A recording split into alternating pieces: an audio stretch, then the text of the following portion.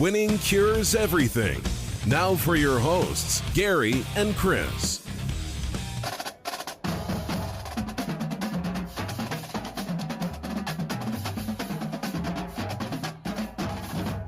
Welcome in, Winning Cures Everything. It is the Thursday, March 24th edition of the show.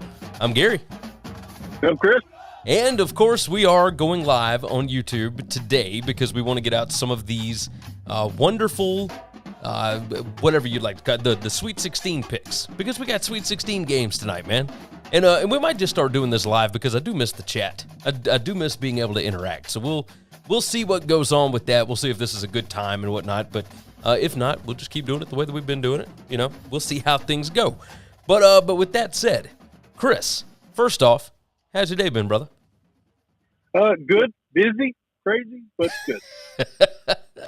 I feel you there. We get to talk about Tua today. We get to talk about the Dolphins. I'm excited about that. We're going to talk some Big 12 expansion. We're going to talk about new logos for SEC teams, etc.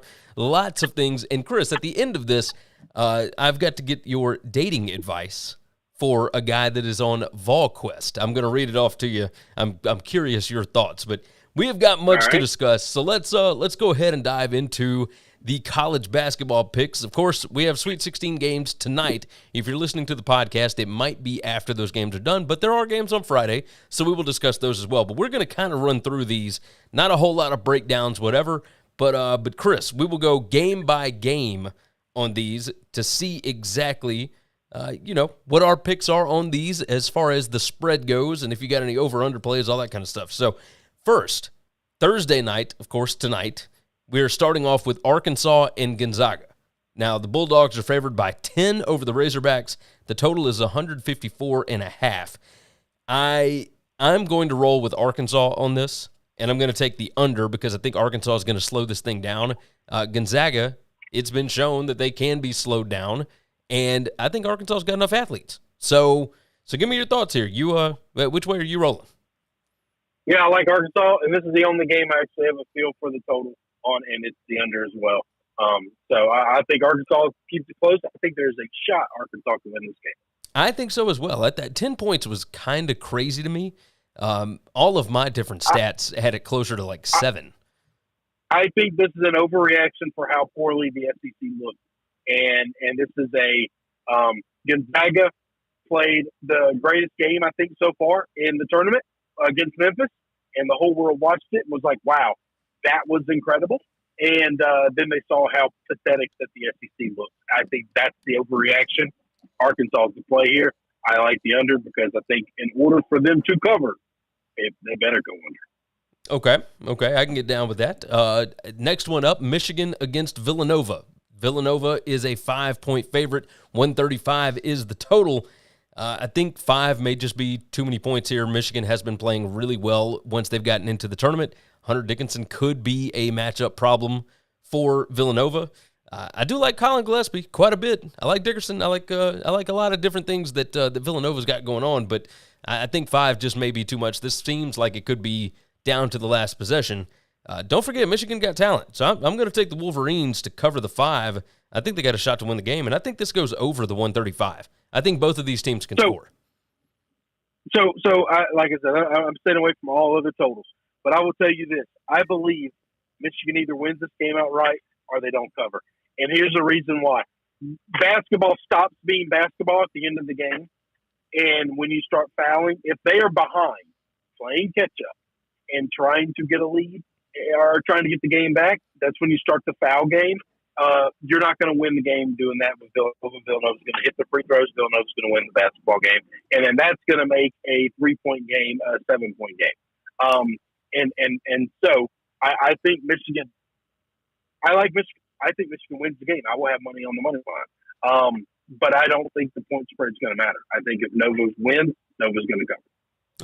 Okay. I could totally see that. Totally see that. Next one on the board, Texas Tech and Duke. And this one is a pick'em. It was Texas Tech favored by 1. It has since moved down. 136.5 is the total here. I like this one to go over the 136. I know that's crazy thinking about, the fact that Texas Tech plays crazy defense. But there's just so much love on Texas Tech right now, and this is still a really good Duke team. My numbers say that this should be Duke favored by a point. I'm going to trust them. Like, this is one of my better plays, but I think Duke can find a way to pull this one out. So I'm going to go against the grain here and go that direction. Nah, night, Coach K. The saga's over. Story's going to end, and Texas Tech moving on. There you go. All right, and finally, last one on Thursday night, Houston against Arizona.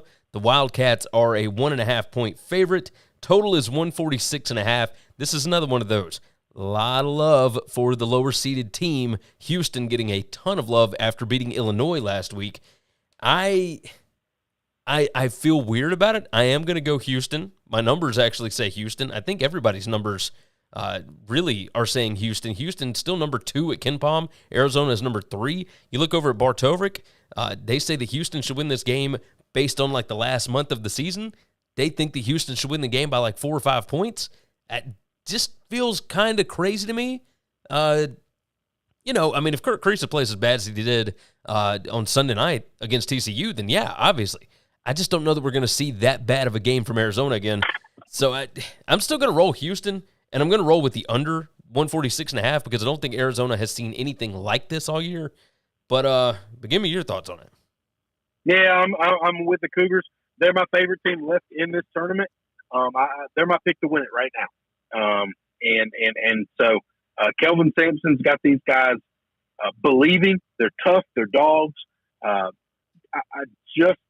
just think it's a different style of basketball than these blue bloods have seen all year long.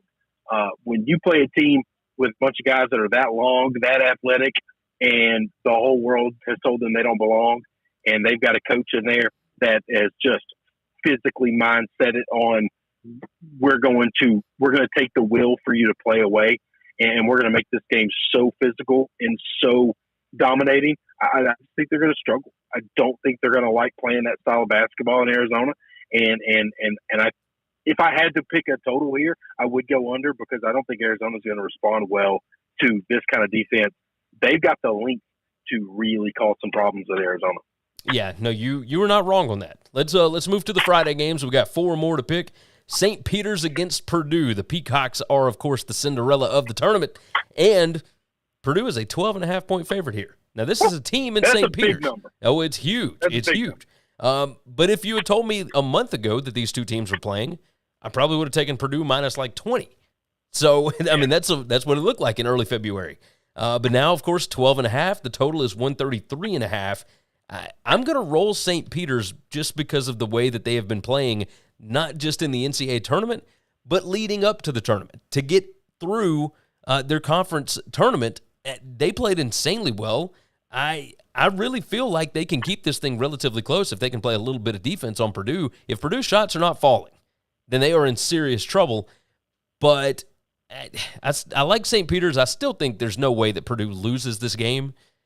But and we have lost Chris. I don't know what happened. Let's try him back. But yes, I like. All right, there we go. We got you back.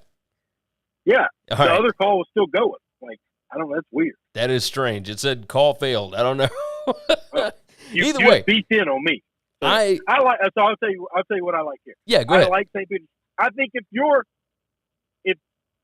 Dan Wetzel has the best take on Purdue whatsoever.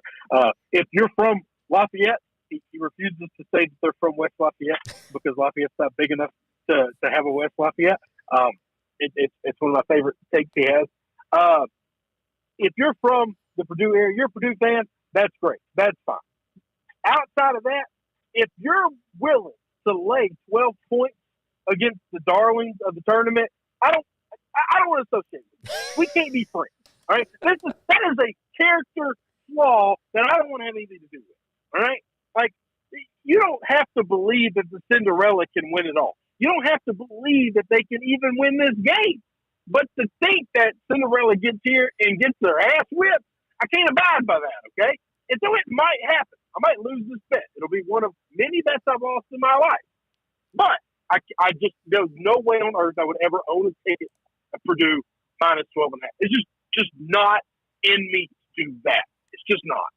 I can understand that. I wouldn't want to be in the room with somebody who owned that team. I'm gonna need some papers, okay? I'm gonna be the Gestapo here. I'm gonna need to see a diploma or a check where you paid for somebody's diploma from the University of Purdue. I'm gonna need to see like the whatever the ancestry.com of you being related to Buzz Aldrin, right? Like I'm gonna need to see some information here for why you're picking this pick. Matt jumped in on the YouTube chat. He said that's all there is in Lafayette. He said basketball and corn. Like. Well, yeah, but it's not big enough to have a West Lafayette. Agreed. That's the whole stick. Agreed. I do like the over 133.5. I do think that Purdue cannot play defense, and they can light it up. I think Jaden Ivey's going to be awesome. This is going to be a fun game to watch. Yeah. If St. Peter's can fill the bucket. If St. Peter's can score, we're going to get a fun basketball game because you're going to have two teams that can score. One was an absolute Cinderella darling. And so that'll make this game fun for the visual. I think so as well. I do like St. Peter's plus the 12.5, and I'm going to take the over on that. Now, Providence against Kansas. Kansas, a 7.5-point favorite, total of 141.5. The metrics hate Providence for the most part. They have all season. This is, according to Ken Palm and according to Evan Maya and a bunch of other analytic guys, Providence is the luckiest team in this tournament, and it's not close because they have had so many close wins all year. They've only lost 5 times this year. But even with the analytics not liking Providence, I still kind of like them in this game. They have got a bunch of old dudes on their team. They do not go down without a fight. I love basketball teams that are insanely experienced and that have those junkyard dogs that we've been talking about, like with Houston. That's kind of what we got here. I think Providence can win the game outright, and so I will certainly take the 7.5, and I'm going to go with the over 141.5 on this. I think we're going to see a lot of buckets here. Well, I'm going to take the 7.5. I'm going to take Providence because that's my kind of team. All right, listen. You see my face? My face is posted on the screen. You don't get a face like that without being lucky. All right, listen, you're just born lucky, and I don't punish people for that. Listen.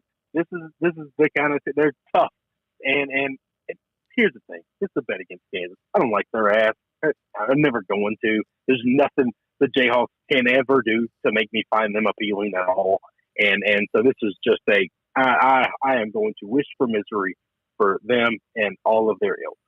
Yeah, I could totally understand that. Which, by the way, looking at this lineup, I mean, could CBS and Turner have scripted this any better other than to include Kentucky? I mean, you've got the one Cinderella, but other than that, you've got Purdue, you got Kansas, you got UCLA, North Carolina, you've got Duke on the other side, you got Gonzaga, you got Michigan. I'm gonna bet there's some people at CBS that the last game on this docket. No offense to the good people of Iowa State and Miami, they could care less about that. Well, of course, like that game, nobody will be watching. Would anybody have cared if it was Wisconsin and Auburn though? Yeah, you would get the South in there. See, Miami's not South. True. So I disagree with that. You get a huge section of the South. That's a valid point. Miami, you're not getting that, and Iowa State, you're not getting that. The state of Iowa. So, you got a point. We got 2 more games. Let's go ahead and knock this out. North Carolina against UCLA. UCLA is a 2.5-point favorite. Total, again, 141.5. Look, the way that North Carolina has been playing for the last, 3 weeks, 4 weeks. Since the Duke game? Was since before that, really. Since they lost to Pittsburgh, they are a top 5 team in the country analytically. Like, they are unbelievable. Wow, I didn't realize the analytics. Oh, yeah. They turned it on. And without, UCLA, looks like Jaime Jaquez might be playing, but he's had ankle injuries all year. Who knows how effective he's going to be. Mick Cronin came out and said that today. He's like, yeah, he's going to push through it. He's going to try and go, but we don't know what he's going to be like on the floor. So that could be a pretty big issue.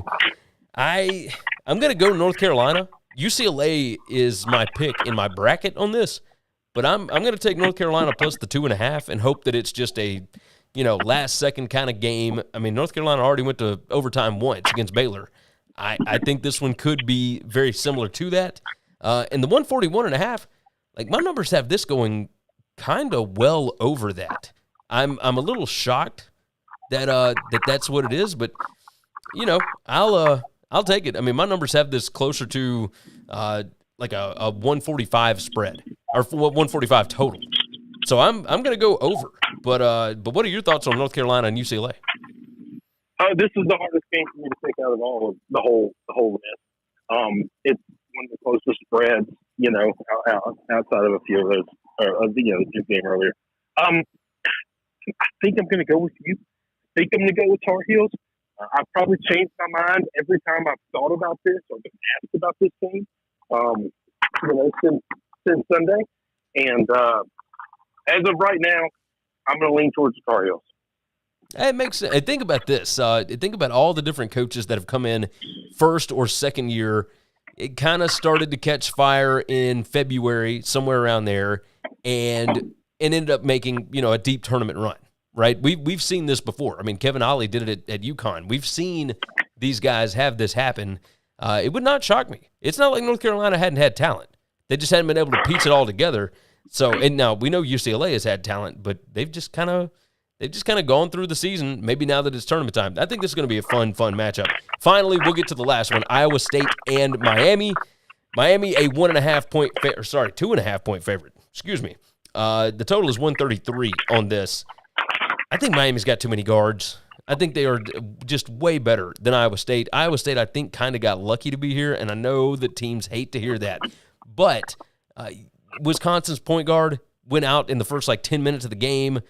You didn't have a great game from Johnny Davis. I don't think he was actually 100% healthy in that game. I don't think Iowa State is that good. They haven't played that well so far this year. I do think Miami has kind of turned this thing on. I like Miami a lot at -2.5 here. My numbers don't necessarily say that, but that's the way that I'm going to go. And I'm going to take the under 133. I think it's going to be low scoring because I don't think Iowa State can score. That's just the feel that I've got on this. This could be, a 70 to 55 kind of game. And that's what I'm looking for. I think Miami kind of blows them out. What do you think? Well, if the last game was the game that I didn't care or didn't have a feeling for, and really have an answer for, this is the game I just do not care about. I kind of going into the tournament, now I could be dead wrong about this Miami team. I kind of went into the tournament thinking neither one of these teams were very good. I had them both getting beat game one. Okay? I cannot believe that you don't care about this game. TJ Otzelberger against Jim Larinaga? I mean, what are we talking about? This is a coaching matchup for generations, my friend. People will look fine. back on. That's fine. I'm trying hard to sell it. It's okay. It's okay. I actually really like Coach Jim Larinaga a lot. It's just the players on this team just don't matter to me at all. They just, I haven't fallen in love with it. Now I don't watch a lot of college basketball. Okay, this is not my sport. Oh yeah. I makes love sense. the tournament. I get in when the conference tournament starts. And nobody caught my eye with either of these teams during the conference runs. Nobody's caught my eye since. It just is what it is. I'll take. I mean, I guess I'd take the points just because I don't care, and I don't think either of these teams are really good. I don't think either of these teams should have made it a Sweet 16. They did. Congratulations to them. Whoever's getting a head start, I'll take that. That makes sense. Guy to watch out for Miami, Charlie Moore. He's on his 6th team in 8 seasons. I mean, it's bananas how far. I think he started at TCU with Jamie Dixon and then went to California. And then I think he went somewhere else for a little bit, maybe Kansas or something like that. And now he's ended up at Miami. I mean, he has been all over the place. It is absurd, but he is a grizzled veteran guard, and he's been really good. He's been really good for Miami after about mid-December. So keep an eye on him. That'll be the one to watch. All right, that'll do it for Sweet 16 picks and whatnot. Of course, we'll have Elite 8 and all that kind of stuff going on over the weekend. We won't be here to make those picks, but we will recap it going into the Final Four. So stay tuned with us, I guess, next Monday or Tuesday, whenever we end up doing the show. So, Chris, we have got to talk about Tyreek Hill. And he is being traded, or has been traded, from the Kansas City Chiefs over to the Miami Dolphins, and we got a lot to talk about with this. because you and I kind of go back and forth on Tua Tagovailoa, the quarterback for the Dolphins. This was 5 draft picks that the Dolphins gave up: a 2022 first rounder, number 29 overall, a second rounder, number 50 overall, and a fourth rounder this year. And in 2023, they're giving up a fourth and a sixth. And it's a 4-year, $120 million contract. $72.2 million of it is guaranteed. Now, the Chiefs thought that they had this thing kind of wrapped up. They felt really good about negotiations until the Devontae Adams deal got done. And Drew Rosenhaus said that, hey, everything changed. When that deal got done, well, we came back to the table and said, yo, we got to have more. Because if that guy's going to get that, I got to get paid. And I understand it completely, but I'm curious your thoughts on what this means, one, for the Chiefs, and 2, for the Dolphins. And I'm going to get a statement ready because McKinnon wanted me to read something on the air, but I'm going to let you give your thoughts first. Okay. So for the Chiefs, I think we're about to see a world where Patrick Mahomes looks more like a regular quarterback and not like a superhero. We never gave the amount of appropriate credit to the loaded roster that he was giving, not only roster-wise, but also coaching-wise, which he still has that massive advantage. Oh, yeah. And not that he's not crazy talented, not that he's not an unbelievable quarterback, but he is a product of a massive system. And I've always said, if he was drafted in Washington, his name would not be as big as it is, and he would not be getting $500 million contracts. And that's just, he's just a product of those things, and he's done everything he's supposed to do in those situations to succeed around that. That's fine. That's good. That's well. No problem. Tyreek Hill's a big part of that. The last couple of years, maybe not years, this past year, I'll say that, Travis Kelce has not been the superhero Travis Kelce that he's always been. You're right. And if those people who've always said, he's him in his prime is better than Gronk in his prime, well, brother, we about to find out because Gronk got to play with a bunch of guys that were potato cans, okay?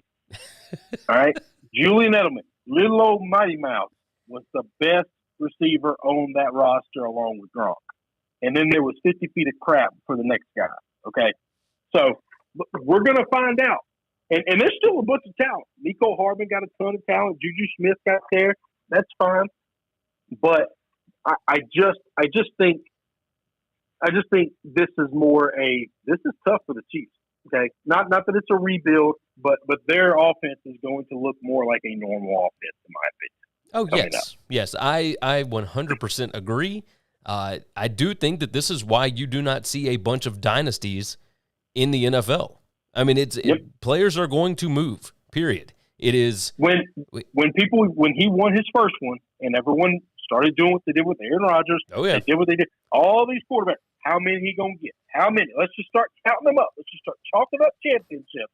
And I try to tell everybody, just be real careful, okay? Because what that young man did up in New England, it's never been done before, and I just do not believe it's ever going to happen again. I tend to agree.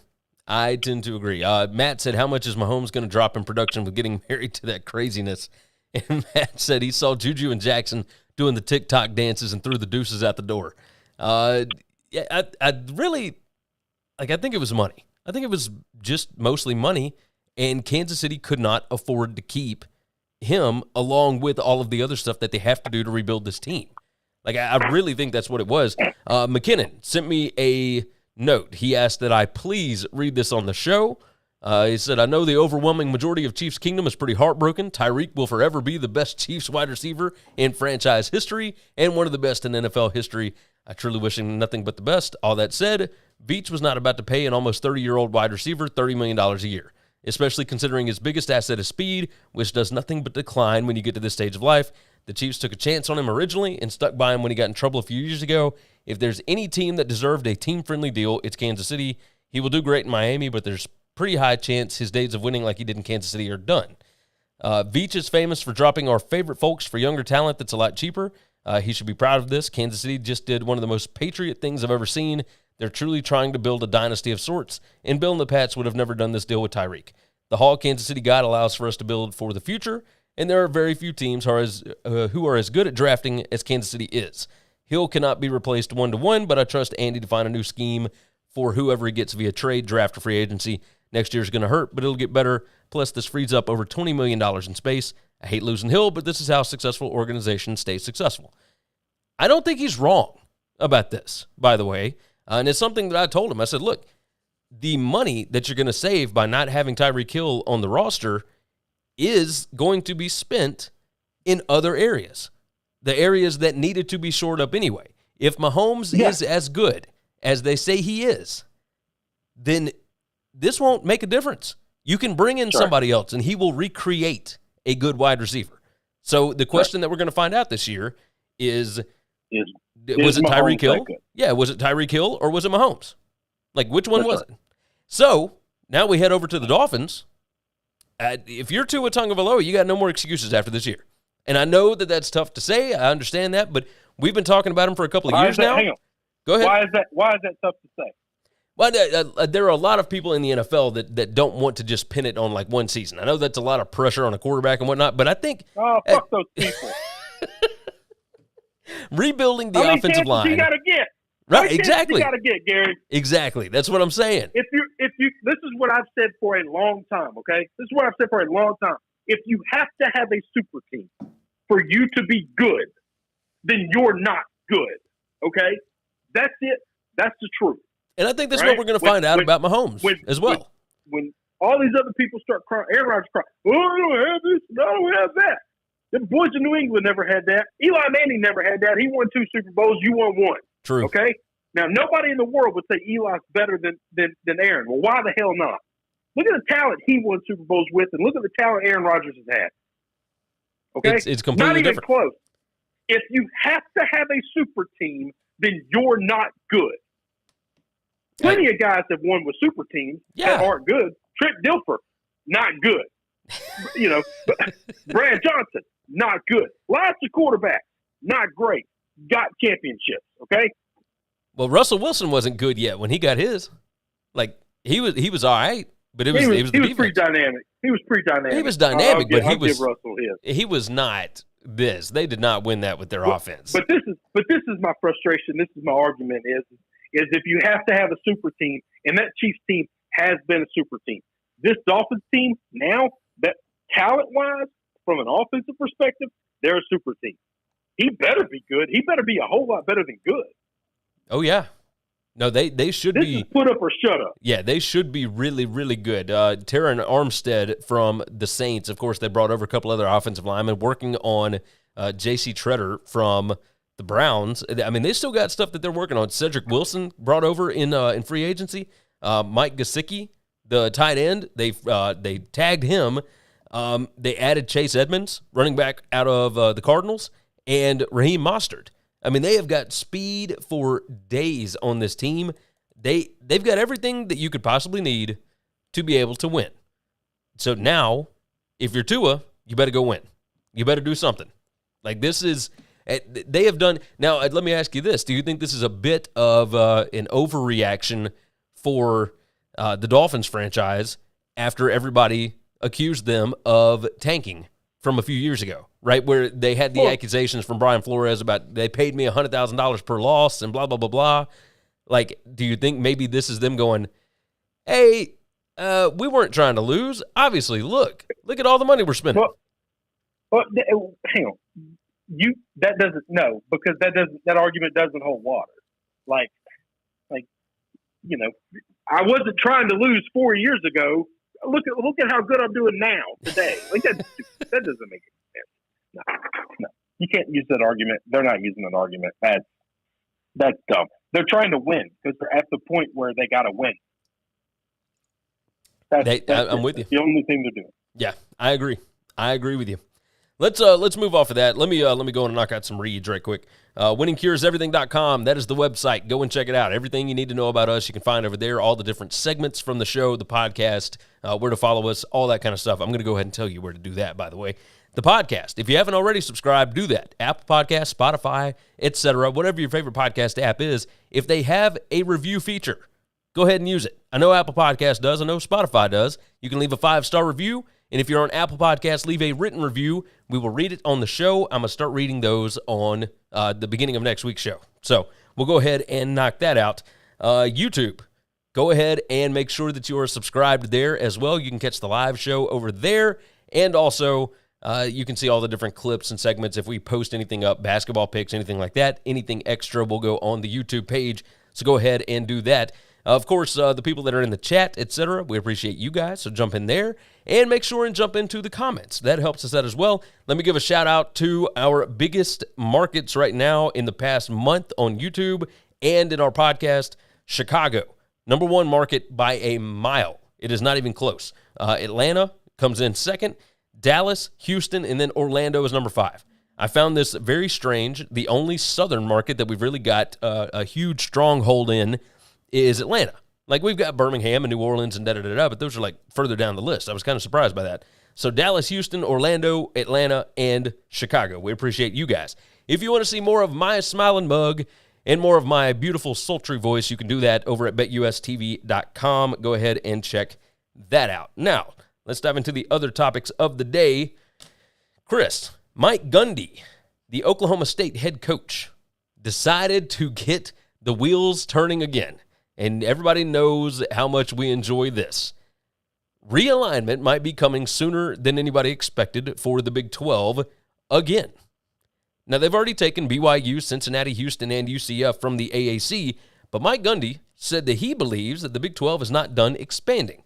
He said in a conversation with Barry Trammell from the Oklahoman, he said, we could be at 14 very easily 5 years from now from what I'm hearing. He said, I think that there is strength in numbers. When you watch this thing, the Big 12 has always had some issues because people would say there's only 10 members. He said, I think there's strength in numbers. Now, I'm speaking out of turn here because Bowlesby didn't tell me this. When I just read between the lines and listen to what people say, including him, even though he's not speaking directly to the subject, there is strength in numbers. When you have numbers, it allows you to be a little more diversified in what you do. So I would not be surprised if we were at 14 in 5 years. Now, we talked last week on the show about the different options, the different G5 powerhouses that could emerge now that BYU, Cincy, etc. are gone from the G5. If they are looking to bring in 2 more to move up to 14, who are your top 2 targets? I mean, I'd really want Memphis, but that's a selfish thing. I don't know that the Big 12 wants Memphis. Memphis makes a lot of sense now that the landscape has shifted, right? So, yeah, Memphis, I'll tell you this. Memphis's biggest issue right now is their facilities, but they are working on that. Now, I don't know what they're going to do about the football facility, right? The Liberty Bowl we're from Memphis. We love the Liberty Bowl, but the Liberty Bowl is incredibly outdated. It is oversized for what Memphis does, etc. Don't speak for me. I don't love the Liberty Bowl. Okay? It's a shithole, Gary. It is. It's a bomb shelter. It's just a giant form of concrete. It is. It really is. Got great sight lines. It's great for the bowl game, I guess. But, you know, an on-campus stadium would be significantly better. The basketball stuff is good. Like, obviously, a brand-new basketball facility. So, I think that's Memphis's biggest hang-up. They are a Carnegie R1 university now, so that helps as far as academics go. But outside of Memphis, let's stay off of Memphis. We've got a couple other options. Boise State was in the running the last go-round. Yeah. But as far as location goes, I mean, they are nowhere near. Memphis would at least be a bridge to Cincinnati and UCF. I don't know what Boise brings as far as location goes. Athletically, yes, it fits perfectly. But that's my biggest thing. But hang on, does that give you what you want, though? I mean, like, they're in West Virginia. I mean, Jesus, how far away is that from some place? Agreed. But I wonder, people that are in the Big 12, I wonder if they would have done that West Virginia deal over again. Well, but they've done it. My question is this: do you go get a team out west like that because it gives you a platform out there? Is it nice to play a few games in that West Coast timeline? You know, maybe you get a couple of ESPN night games where you're the only game going at 9 p.m. Possibly.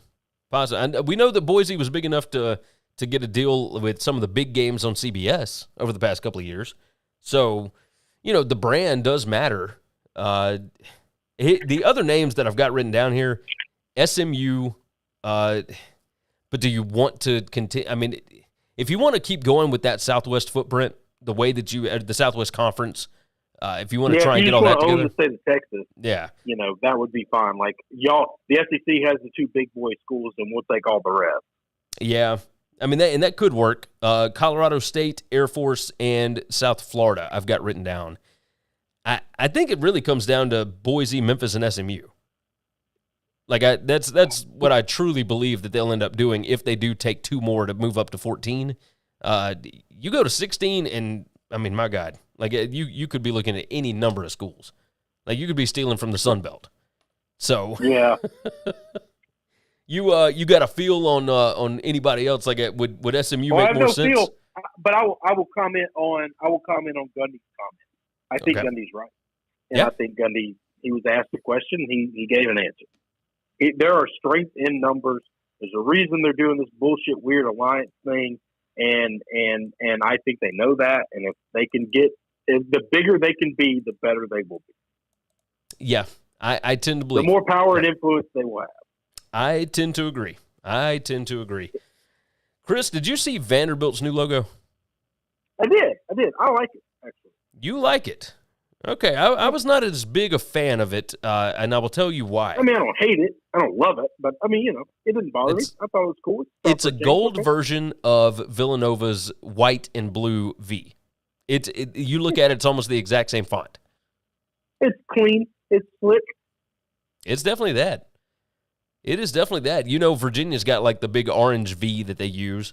I don't know, man. I really like the star that they had before, but everybody else has been, kind of revamping their logos and doing new stuff and whatnot. Yeah, and Vanderbilt never did. I'm surprised they didn't have like an anchor because, they do the anchor down stuff. I was a little shocked. I think they were going for like a minimalist look. Like, that's why they got rid of the star. That's why they got rid of all the extra crap. Is just going with a cool looking V.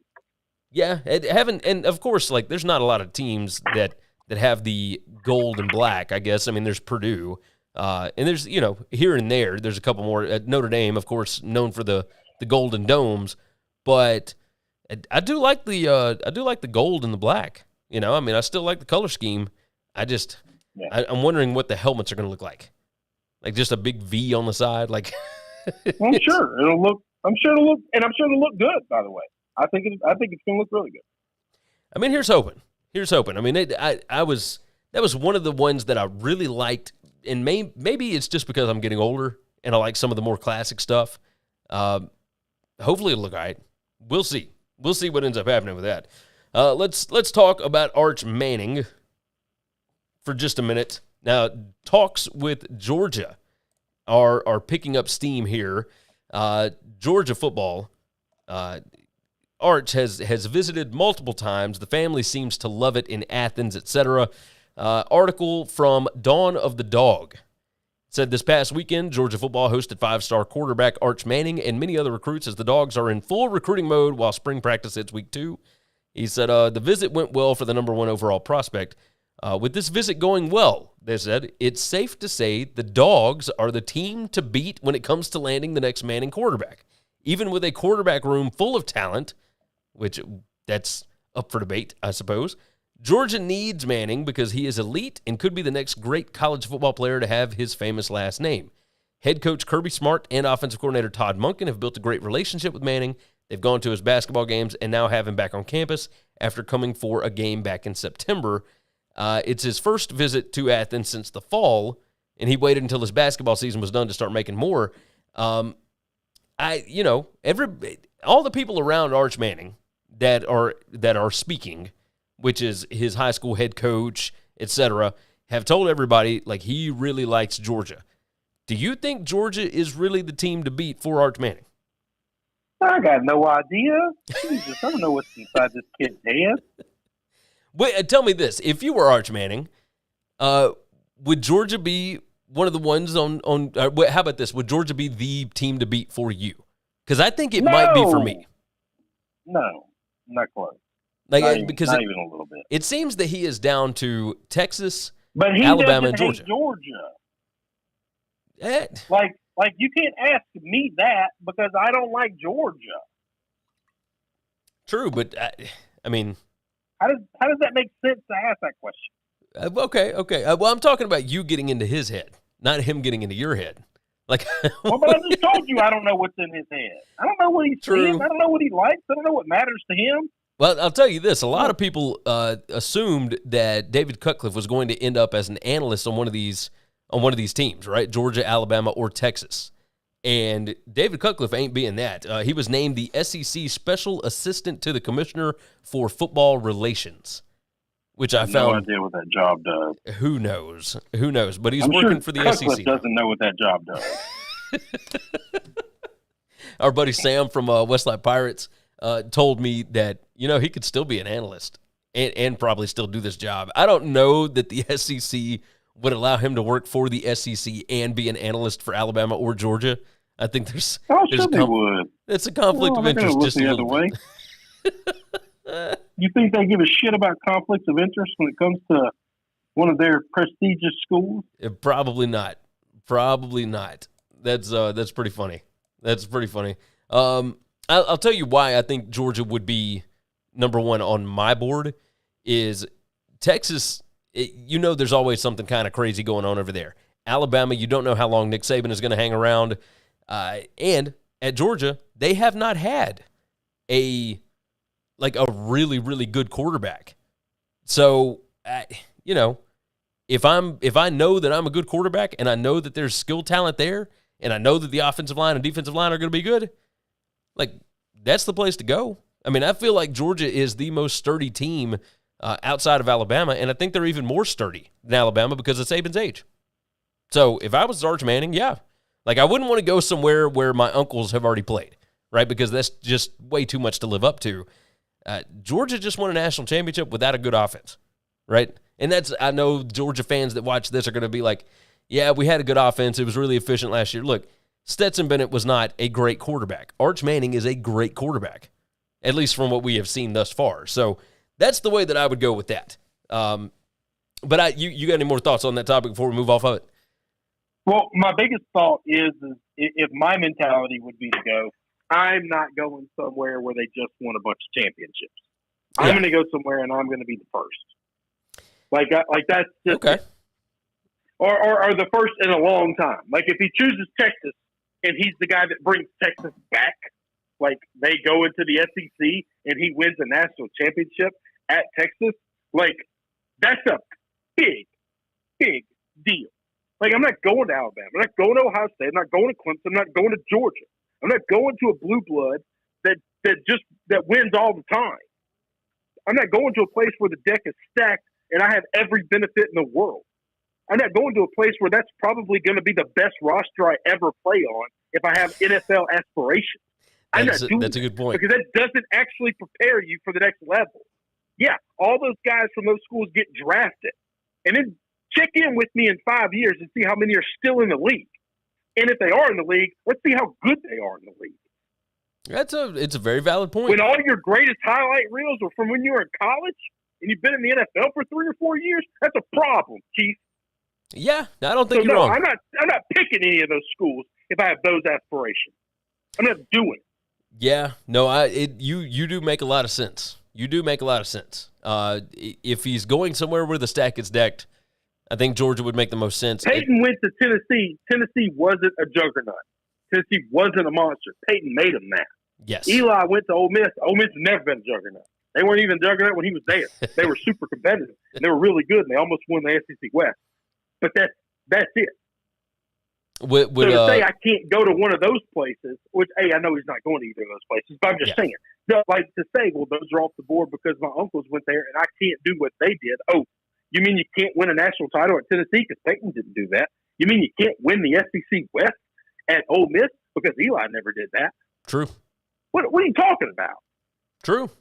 No, you're not wrong. So he can go anywhere. And I have a feeling he's going to pick one of these big boy schools because that's what we've talked here. Now, just take the easiest path to success. That's it. That's all people are going to remember is how many rings you got. And if you flail out in the NFL, who cares? Because our family doesn't need the money, so it won't matter. You'll get a great TV deal somewhere because that's what we do, because we're great on TV. His NIL deals in college are going to be absurd. Just absolutely here's the thing. They might not be, because his mom and dad don't need the money. And so they might not want him to be obligated to do all of these extracurricular things outside of work, outside of school. Hey, you got a point there. Because those NIL deals, they come with strings, all right? Those guys are doing work for them. You're showing up at car dealerships, and you're shaking hands, and you're kissing babies, all right? You're putting in time kissing people's ass and waving to the folks, okay? And that's something the Mannies have never really done. And they damn sure never done it for money. Oh, yeah. No, you are so right about that. So I disagree with you on the NIL deals. Now, he might get a couple of commercials. That's a little different, though. And I don't know that his family's gonna really want to be a part of all of that at his age. I will say this. The options will be endless. Now, whether or not he takes those, now that's a whole different deal. Now, that's a different conversation. Exactly. But I know that his family is letting him make this decision. And this is not my hate, because I have no hatred for Georgia. Just don't like it. But I don't have any hate. Like, it's not Ohio State. It's not Alabama. Right? I would not pick that because they just won. And so if you go there and you win, you're in the same. People are going to put you in the same pantheon as Stetson Bennett. And if you don't win, they're going to say, "Damn, Stetson Bennett won. You didn't." Like, that's the problem. Yeah, it kind of holds you up to a. But if you pick one of these other schools, and you can even go to a good school, you go to a really good school. Like, and I'm not saying LSU, but because they just won, you know. But like, if he chose Texas, if he chose Oklahoma, if he chose Arkansas, if he chose, he's not going to go to Arkansas. If you go to a big school, but if he chose a big brand school that hadn't won in a long, long time, then you get to put your mark on that school. That's a very good point. He might go join Sam Pittman over in Arkansas. Well, I would say this. I would if he's not going to Baton Rouge, which he's not. That would be, if I got to pick the school, it would either be Arkansas or Auburn. Yeah, okay. Because you're taking two places that have been really low recently, but they have crazy fan bases and they're really fun when they're good. That's a valid point. Valid point. I think Arkansas is a lot of fun. Which we're going to talk about Sam Pittman here in just a second. We got 3 more topics that we're going to hit. Let's go on and knock them out right quick. Let's burn through them. Von Miller signed with the Bills last week. I didn't even see it because we were, obviously you and I both were out of town last week. First off, it was a 6-year, $120 million deal. He said, let's see. ESPN's Jeremy Fowler pulled back the curtain on what led him to Buffalo. He said, in breaking down how Miller to Buffalo came to be, the report from the former worldwide leader says 2 other factors played a big part. The first was the team's roster, and it said namely one guy, and that's quarterback Josh Allen. Buffalo managed to produce a top-ranked defense despite one missing ingredient, a dominant rusher off the edge. That was intriguing to Miller. Also, the fact that quarterback Josh Allen is 25 years old and under contract for the next 7 years in Buffalo was appealing. Now, remember, Miller signed a contract extension in Denver as Peyton Manning was on his way out. Miller never got back to the playoffs until the Rams traded for him. That wore on him. It said the Bills Mafia also got a shout-out. Miller was a huge fan of playing in front of Buffalo fans. He said Bills fans are intense, which Miller loved, with the pageantry reminding him of College Station from his Texas A&M days. Plus, the Bills really wanted this to happen and weren't going to lose out on him again. Miller got the impression during the process the Bills had tried to trade for him in the past, possibly during last year's trade deadline as the Rams acquired him. When Miller became a free agent, Buffalo quietly applied a full-court press, knowing Los Angeles would be aggressive in trying to re-sign him. Now, he's only now a free agent for the first time in his career. Like Miller revealed, it wasn't the first time he envisioned himself playing in Buffalo. This was pretty awesome. Now, looking at all of this, he chose Buffalo, etc. What I have not seen is nobody has said anything about Aaron Donald. What was Von Miller not one of, like, he was the first guy that was named when Aaron Donald said, yeah, if we bring back everybody, I'm going to be back next year. and he mentioned Von Miller specifically. Now, that obviously ain't happening. I'm curious your thoughts here. Like, have you seen anything about this? Does anybody know where Aaron Donald is? Has he retired yet? What do we got going on? No. I'm sure he's still going to play and he's still going to compete. And that's that. So, do you? I don't know. Tell me, do you like the Miller to Buffalo deal? Yes. I think he fits perfectly in that defense. Like having an edge rusher that they haven't had, I think really helps them out. And everything he said is 100% right. I mean, think about this. Josh Allen got a 7-year deal. He's only 25 years old. He's going to be there. Like, Von Miller won't have to worry about not making playoffs again. Like, I really think that. Buffalo is going to be good for a long, long time. And, I mean, obviously we'll see what happens now that they don't have Brian Dable. But I still think, like, Josh Allen has been developed. You're going to be good on offense and defense for a long time, so long as Sean McDermott's the coach. Like, I think this is a massive, massive move for the Bills. And yeah, I mean, they're one of, like, 2 or 3 teams that I would fully expect to be in the Super Bowl next year. Like, you kind of feel the same way? Yeah. That is what I like. That is what I like. All right. We've got 2 more here. First one. Tennessee dating advice for a guy on Vols Quest. Now, I got to read this off to you. All right, I hope that you're ready for this. This guy said, long story short, I matched with a girl from Sweetwater on Bumble. We went out on a few dates. Things have been going really well. Last week, she broke the news to me that she was still legally married, but the divorce will go through soon. Do I wait until the divorce is final or keep talking to her like normal? Her ex-husband is an MMA fighter from Linear City, so I'm kind of on the fence about what to do. What would you do, Christopher Giannini? I would. This is going to sound really shitty, really, really shallow. I would walk away from the relationship completely. I ain't dating somebody with. Look, I steered clear of a lot of baggage when I chose my spouse. I ain't dating somebody who used to be married to somebody who fights people with his fist for a living. I'm not doing that. I'm just not. Listen, there's a lot of fish out in the sea, and I'm one of these people that do not believe that there is a perfect person out there for everybody. I think love is a choice, okay? And I think I would choose someone else. That's kind of the direction that I would go. This is not a get into it soon. Yeah, like this is not like they've been dating for months, like, and they've started to plan the future, right? This is we've gone out on a few dates, things have been going well, right? Like at this point, like okay, you're not divorced yet, which could mean any number of things.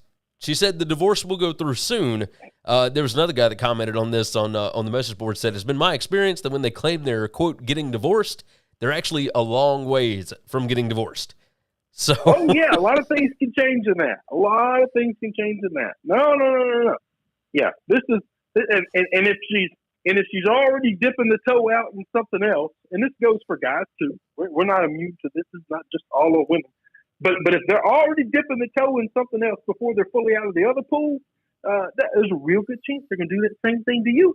Oh yeah. So as soon as you start, leaving your shit around the house or whatever, and pissing them off and doing little things that they don't like, instead of talking to you about, instead of working on the relationship, they're just going to start looking for the next guy. And once they find the next guy, then they'll leave the guy they got.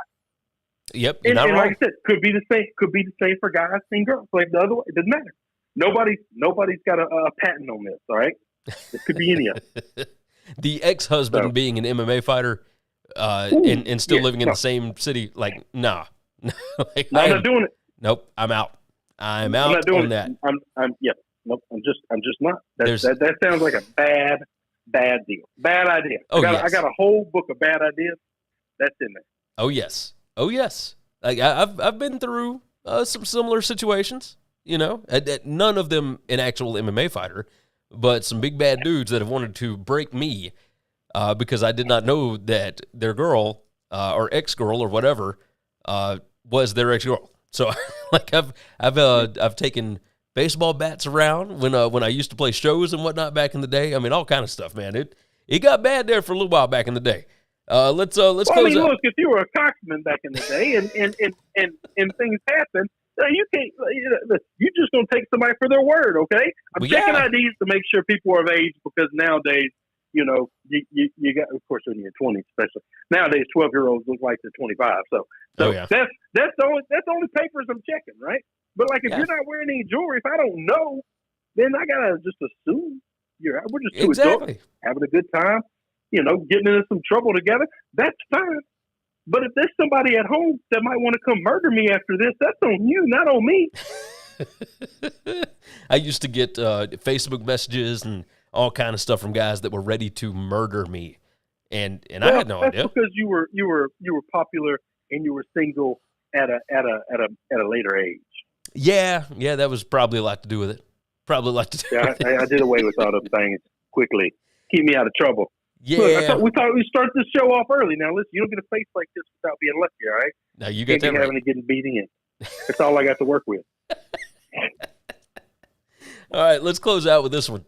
You see Sam Pittman's new statue? I did, and I love it. I absolutely love it. I kind of want one. You want the same one? I love it. I'm going to tell you this. So my daughter... Hey, hold on. Before you get into this story, let me tell everybody that doesn't know what we're talking about. They can just Google it. Sam Pittman got a new statue of it. It looks like the slobbering hog from the 1994 basketball team at Arkansas. It is a Razorback, and it is at his home in Hot Springs, Arkansas. It's a water feature out by his lake. Yes, it is. Okay. And it is beautiful. Beautiful. All right, go ahead with water dribbles out of the mouth. So, towards the end of college football season last year, my daughter was watching some games with me, and she's finally starting to get it. I think she just wants to do this because she likes to spend time with me, which makes me feel good. And she was like, "How do I pick teams that I like?" And I said, you'll get made fun of for this, but I said, I think it's fun to have teams that have fun mascots. And I showed her a couple of fun mascots. I showed her a couple of, ridiculous mascots. And I was like, see, you don't want to be cheering for this team, and then this guy show up. And you're like, yeah, I'm with him, but I really am not proud of that. And so I talked to her about how important I think it is for live mascots. Now, I know the PETA people of the world are going to hate my guts right now. That's okay. We probably don't get along very well. But anyway, I like live mascots. I showed her pictures of Mike and his beautiful cage and situation in Baton Rouge. I'm not a Texas fan, but I love Bebo. My favorite mascot in the country is Ralphie. I love that big ass buffalo, and so we talked about that, and she really liked Tusk. Now Tusk, the live version of Tusk, is ugly as sin, and I think that's why she liked him. It's one of those situations where you love the ugly dog from the pound. He's ugly as hell, but she liked Tusk a lot, and I guess her liking him, I like him. You know, I think he's a fun mascot. Nobody else has a Razorback. Nobody else has a big ass hog. So, anyway. So she likes the hogs. Come on now. I wasn't making that joke. I wouldn't make. We're in a big ass studio. Somebody make a drop out of that. Then we had to fight. That's amazing. That's amazing. All right. No, I'm just thinking of the fact that you're an LSU fan, and if she's going to be an Arkansas fan, that could get dicey. No, it wouldn't be dicey. Listen, there's only 4 places in the world where she'd be thrown out of the family if she goes to. And they both know that, by the way. Both my kids fully understand. I'll give you a story about hatred in my family, okay? This is how mature I am, all right? We are in Disney World. We're going through the Laugh Factory, which is a little place in Magic Kingdom where they do the Monsters, Inc. jokes, okay? And somebody there in the audience said they're from Alabama. And some white trash lady on the other side of the room is like, "Well, that roll tide."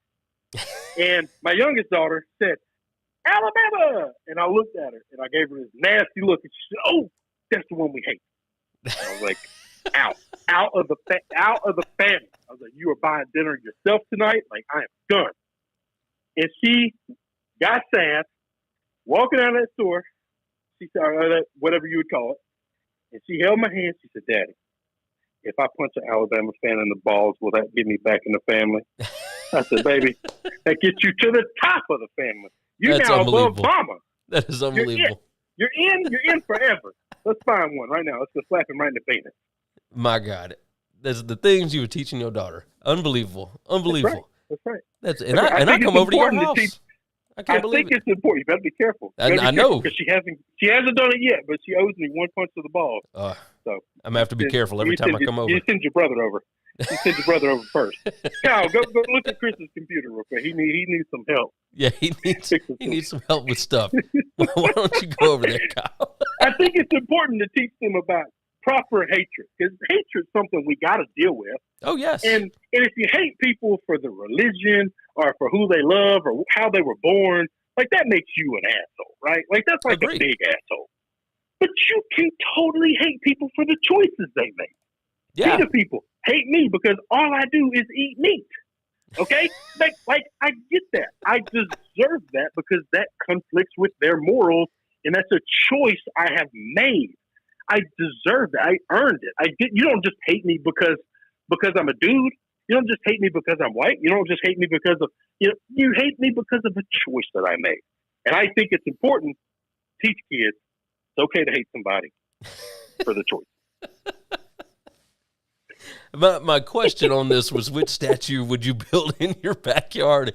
But I think we got enough. I think Tusk is cooler than Mike. I think so too. To be truthful, I really like it. I really do like it. I do too. I think it's a really cool statue. I don't know how I'd make Mike like water coming out of him. That might be weird for a tiger, but somehow it's not for a big ass hog. For a hog, yeah. I guess. And I kind of like the idea that I get to say, "Hey, come to my house. Look at my big ass hog." Like get a little dick joke thrown in there. I like it. You know, Pitman's got to be throwing that one around, right? Oh no, there's zero doubt. Unbelievable. Hey, by the way, Casey jumped in, said Providence defeats Purdue in the championship. He said, or Purdue over Kansas if Kansas wins tomorrow. And then he jumped in and said, Chiefs are locked to win the Super Bowl. Book it. Yeah, I'm not booking. Casey. I'm not booking that. I'm not booking any of that. We love you, Casey. We love you, Casey. But I miss you though. Yes. I miss you. He used to bother me all the time on Twitter. Now he doesn't even talk to me anymore. He ain't got too big shot for me. Well, we stopped doing as many of the live shows. Yeah, that's probably true. So I think I could still be your Twitter friend. You can still say stuff to me on Twitter. I do agree with that. Still around. I do agree with that. You didn't love me every 6 months and then leave me the other 6 months. Well, that's the way it goes. What's that about? That's it. Well, he probably needs to get with you on some baseball bets. No, I'm not going to gamble a lot on baseball. I'm just going to watch the shit out of it, though. God, I miss it. I'm so ready. Hey, we're getting close. We're going to be talking it next week. We're going to talk next week. I'm pretty excited. All right. Opening day is what? April 7th or April? Oh, I have no idea now that it's changed. I don't know the date. I know it's in April, and I need to find that out. We will figure that out before next week. Casey said, I've been busy. I missed you guys. All right. As long as you miss me, it makes you feel better. I'm getting out of here. Be good, buddy. I'll talk to you later. All right. Love you, bud. Bye. All right. So that is going to end today's show. We certainly appreciate all of you for jumping in. You guys have been fantastic, per the usual. Share the show out. Tell your friends about it. All that good stuff. We would certainly appreciate that. Head over to BetUSTV.com. You can find my stuff over there, my how to gamble on sports videos for BetUS. You can find those there. And, of course, the BetUS College Football Show will be coming up very, very soon. So go ahead and check that one out as well. Make sure you are subscribed where you need to be subscribed. It's all in the description. You can find it at winningcureseverything.com as well. With that said, enjoy the Sweet 16 games tonight and on Friday night. We certainly hope that you guys win all of your bets. Take care of yourself, take care of each other, and we hope all your tickets cash this weekend. Thanks for checking out Winning Cures Everything. If you want to keep up with us, hit subscribe on YouTube or your favorite podcast app. Visit the website at winningcureseverything.com, or you can like us on Facebook or follow us at Winning Cures, at Gary WCE, or at Chris B. Giannini on Twitter. Share out the show, leave a nice